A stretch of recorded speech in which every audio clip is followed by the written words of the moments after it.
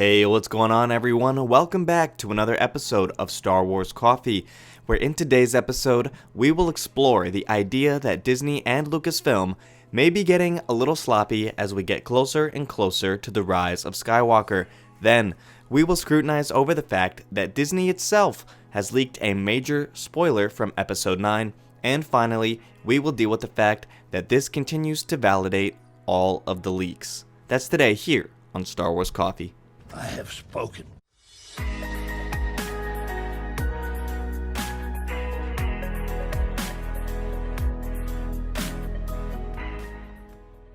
Hello there to all of the returning subscribers, but if you're new to the channel and you're just finding me for the first time, be sure to hit that subscribe button, hit that like button on this video and any other video from the channel that you check out, and be sure to hit that notification bell so that the bell is completely filled in, as this is the way you will never miss a new video the second it goes live.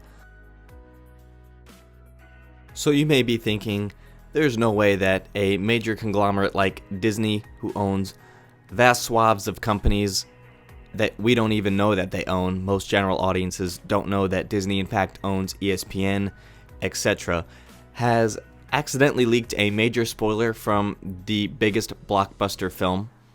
And you would think that, and normally you would be correct. However, in this case, Disney has indeed been getting a little sloppy, as they themselves have leaked one of the major plot points to their own film in the Rise of Skywalker. Not the US Department of Cinema for Lucasfilm and Disney, but the Swedish Cinema Department has confirmed that the movie will be PG-11, but in doing so have accidentally leaked a major point for the Rise of Skywalker. This is an official statement, so a little sloppy on Disney's part here, as the Swedish department has accidentally given us a major spoiler over on their official website for Star Wars. Here is the quote of the article on the screen here. I will read you the English translation. Quote, Star Wars: The Rise of Skywalker has been reviewed by the State Media Council, which determines the age limits for all films shown in cinema, and decided the age limit today. The film will have an age limit of 11 years old. This means that the film can also be seen by children from the age of 7 in the company of adults. The motivation for the decision, which may contain spoilers, reads as follows. So here is where we're going to be throwing out our spoiler warning for today's episode of Star Wars Coffee.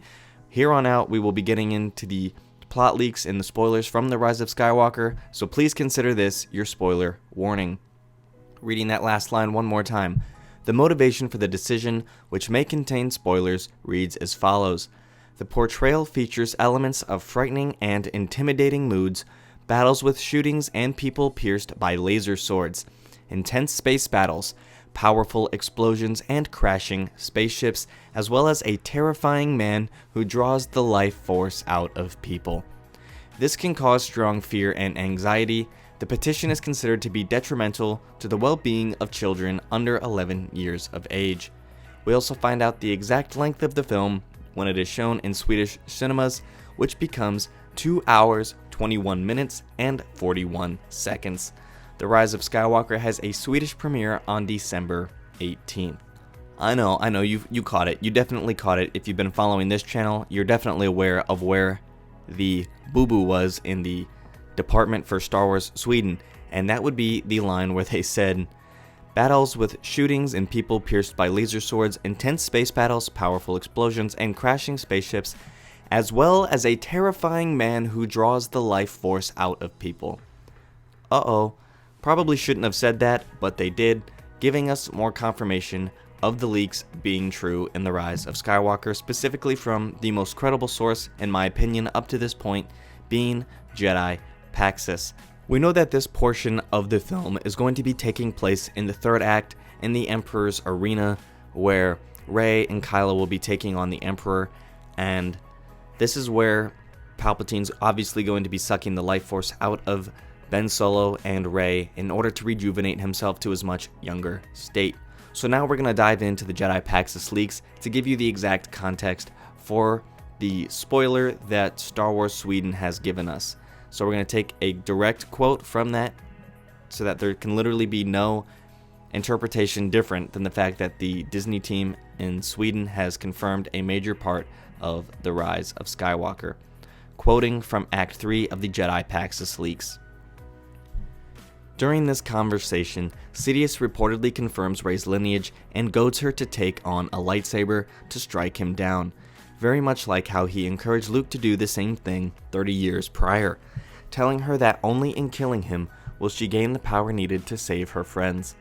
Palpatine also apparently makes statements alluding to the belief that Vader could not betray Luke due to their familial bond, and that the same kind of bond would ultimately cause Rey to do what the Emperor wishes. As the battle between the First Order and the Resistance rages in the skies above, Rey gives in to the Emperor's commands and decides to strike him down. Through means that are still a bit foggy, Ben Solo was able to leave the wreckage of the Death Star and his former persona behind and travel to Exegol with the purpose of joining Rey to help her face down Sidious. Before leaving the Death Star wreckage, Ben abandoned Kylo Ren's lightsaber, so now he's walking into a war zone with no weapon. When he arrives on the planet, he encounters the Knights of Ren, who are guarding the entrance to the arena where Rey and Sidious are. After doing this, he enters the arena as Rey is about to strike the Emperor. As Rey is about to kill Palpatine, as she sees no way around this, she senses Ben at the last moment. She realizes that she's not alone and initiates a force bond with him to pass off one of her lightsabers to him. Rey apparently takes out the guards with Leia's lightsaber, while Ben Solo uses Anakin's to dispatch the Knights of Ren. They reconvene to face Palpatine together. Seeing Ben arrives pleases Darth Sidious, and here's where the boo-boo from the team in Sweden comes in.